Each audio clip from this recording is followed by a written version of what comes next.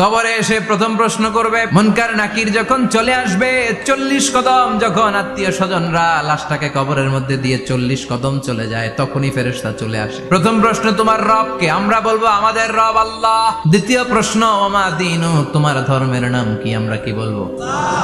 তৃতীয় প্রশ্ন, বিশ্বনবীর চেহারা দেখিয়ে বলা হবে, আতারিফু হাদার রাজুল, এই লোকটারে চিনো নাকি? আমরা বলবো চিনি, আমাদের প্রাণের নবী। তিনটা প্রশ্নের যথাযথ উত্তর যখন দিয়ে দিলেন, ফেরেশতারা বলবে, কেমনে জানলা? তিনটা প্রশ্নের উত্তর তুমি কেমনে বললা? আপনাকে তখন বলতে হবে, আমি কোরআন থেকে শিখেছি, আমি হাদিস থেকে শিখেছি, আমি ইসলাম জেনে বুঝে মেনেছি, আমি আন্দাজে কোথাও ঘুরি নাই। সব প্রশ্নের উত্তর তুমি পেরেছো। আপনার কবরটারে 70 হাত লম্বা করে দেয়া হবে। আপনার কবর থেকে জান্নাতের দিকে দরজা খুলে দেয়া হবে। জান্নাতের 2টা রেশমি কাপড়ের পোশাক এনে আপনারে পরিয়ে দেয়া হবে, আর বলা হবে ঘুমাও। তোমাকে লম্বা সময় পাড়ে দিতে হবে, ঘুমাও। যেমনি বর বাসর রাতে আরামসে ঘুম দেয়, কেউ তোমার ঘুম ভাঙবে না। কিয়ামতের জন্য ইসরাফিলের সিংহায় যে ফুৎকার আছে, ওই ফুৎকার ছাড়া কোনো কিছুই তোমার ঘুম ভাঙাতে পারবে না। ইসলাম বিরোধী যারা, তাদের সামনে আসবে মালাকান আসওয়াদান আজরাকান, কৃষ্ণ বর্ণের দেহ, নীলাভ বর্ণের 2টো চোখ, গায়ের রং কালো, চোখের রং নীল। দেখতে কেমন লাগে? আলিফ লাইলার ভূতের মতো। কথা কন, গায়ের রং কালো, চোখের রং নীল। ফেরেশতা 2টা আসবে, এসে ত্রাস সৃষ্টি করবে, এসে বলবে, বল তোর রবের নাম কি? মুশরিক, কাফের, নাস্তিক এরা বলবে, আমি জানি না আমার রবকে।